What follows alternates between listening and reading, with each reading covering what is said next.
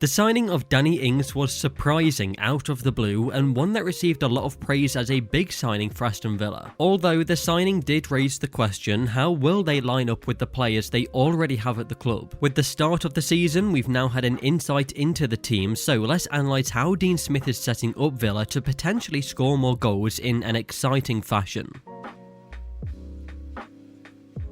With 4 matches played in the Premier League so far, we can now see that the league table is starting to take shape, and we can view the league table on the sponsor for this video, OneFootball. So we can see that Aston Villa so far are in 12th place with 5 goals scored and 7 conceded. Going onto their profile, we can see that their 3 points came in a 2-0 win over Newcastle and then a draw against Brentford. The focus for this video though is the strikers, so going onto their squad, we can go down to the strikers and we can go onto the profile of Danny Ings and view his stats for the season so far. And that is what OneFootball is great for, seeing detailed stats for each player. So we can see at the moment Danny Ings has 2 goals and 1 assist in the 4 matches, and in the attack section we can see how those goals were scored, so both of them right-footed goals and both inside the box. One of them was a penalty, and you can view these stats for every player in the Premier League along with team statistics too. So to view all that for yourself, you should download OneFootball on your phone, and you can do that by clicking the link in the description.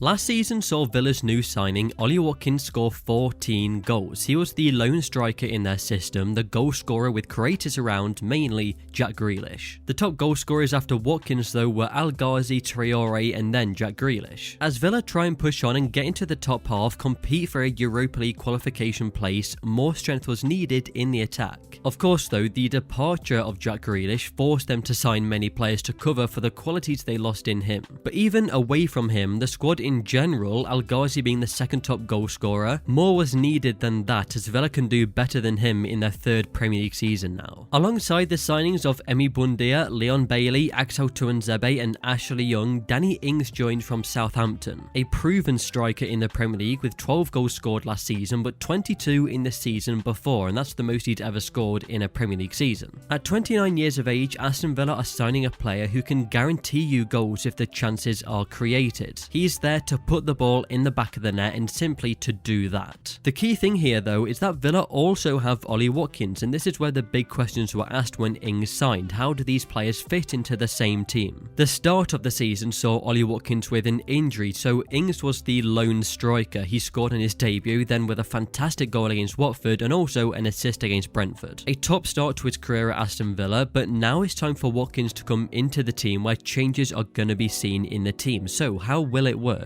Well, in the Chelsea match, Dean Smith had Villa set up in a 3-5-2 with Ings and Watkins as a strike partnership. And that really is something that holds a lot of potential for Aston Villa. Now, what should be stated here is that Aston Villa aren't expected to set up in a 3-5-2 for the season. This match seemed to be based on Chelsea's formation and matching them up to give Villa a better chance in this particular match. And it did help Aston Villa get into the match really, in the first half especially, as they had 11 shots compared to Chelsea's 5, 4 on target, and Chelsea had 2. What we saw in the match over 90 minutes was that Ollie Watkins had 42 touches as he was coming into the left channel of the attacking third, whereas Danny Ings only had 14 touches in the match and only 3 in the second half before being subbed in the 69th minute. Ings as the striker, simply looking to find space in the box, waiting for teammates to make that pass, is always going to be difficult against the defence that Chelsea have right now. However, the promise in this partnership came with Ollie Watkins and how he was still able to influence the match. He had 36 touches, 25 of them in the attacking third, 9 in the penalty area, which was the most for Aston Villa, and working on the left side of the attacking third, this is where he's operated a lot for Aston Villa, even last season with Grealish in the team. He was able to have the most shots in this match with 6, with 2 on target but no goals to his name, as well as 2 key passes, 4 shot creating actions, and this is why this formation and partnership can work. Watkins has always shown creative qualities alongside the goals he scores, we know this, but has the team really been set up to get the best out of those qualities? Probably not. We've still seen him create chances, but referring back to the point I made earlier, Villa needed another source of goals or a few more players to be able to provide goals to the team. And that's because Watkins has been the goal scorer himself. If he's creating chances for others, they're probably not the best finishers that Villa could have in the team to go alongside Watkins. And that's why the signing of Danny Ings is so clever. You're utilising another side to Watkins by adding goals to the team with Danny Ings. It's just that against Chelsea, when Watkins did have the ball, the space was so tight in the box to be able to get the ball to Ings that he was having shots himself more often than creating. But now as Villa move forward and will be playing against teams they should be expecting to beat, how do they set up then? Well, the 4-2-3-1 is still expected, and if it is still to be the main formation, the link up of Watkins and Ings will still be clear in this setup.